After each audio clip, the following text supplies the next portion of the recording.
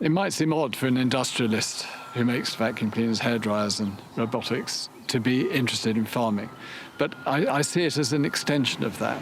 It is all about machinery and mechanics and science and experimenting and improving things. So it is a sort of another engineering project, and it fits very well with everything else we do. We bought the farms over 10 years ago. We have 36,000 acres here in Lincolnshire, in Oxfordshire, Gloucestershire and in Somerset.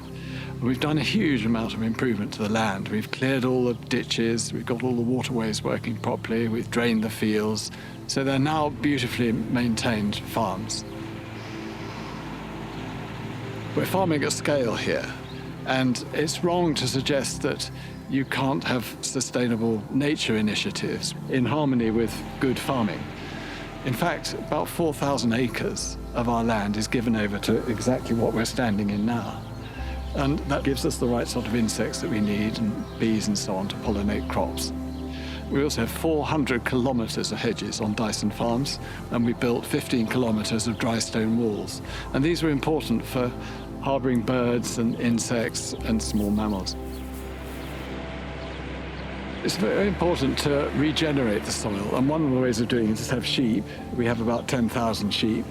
We also have cattle, and these, of course, put back goodness into the soil.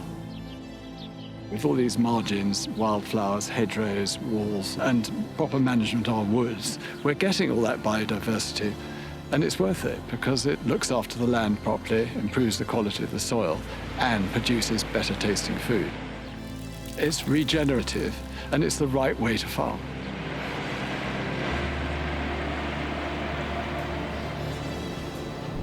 You get a very good view up here. So here we are standing on top of the anaerobic digester, which generates electricity for 10,000 homes. You can see the fields where we grow the crops. Here's the crop coming in. There's a truck delivering it, and then it's flattened down to compress it to get rid of all the air so that it rots properly. And there's an example of a crop that was probably done 3 months ago, and that's rotted. So that's put in the tank, it's churned around, and it creates gas. And those inflatable holders there hold the gas, and then it's piped from these domes to that building there, which houses 3 24-cylinder generators that create electricity. And when you create electricity, you get 60% electricity and 40% waste heat. And the 40% waste heat goes to heat the strawberries in the greenhouse over there, and also to dry grain in that long grain store you can see behind. Just over here on the other side, you can see where the liquid digestate, when we're finished with it, ends up. We'll get rid of the water, and then we'll put that digestate, which is fertilizer, back on the land. So it's sort of circular farming. We're growing the crops, rotting them down, making gas, making electricity, making heat, and then putting the digestate back onto the soil as fertilizer. So here is the 14-acre greenhouse full of strawberries.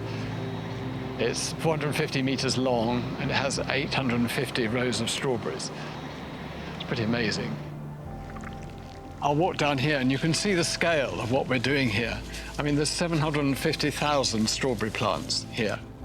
We want to produce the best possible strawberries, and we don't want to use chemicals or spray anything here.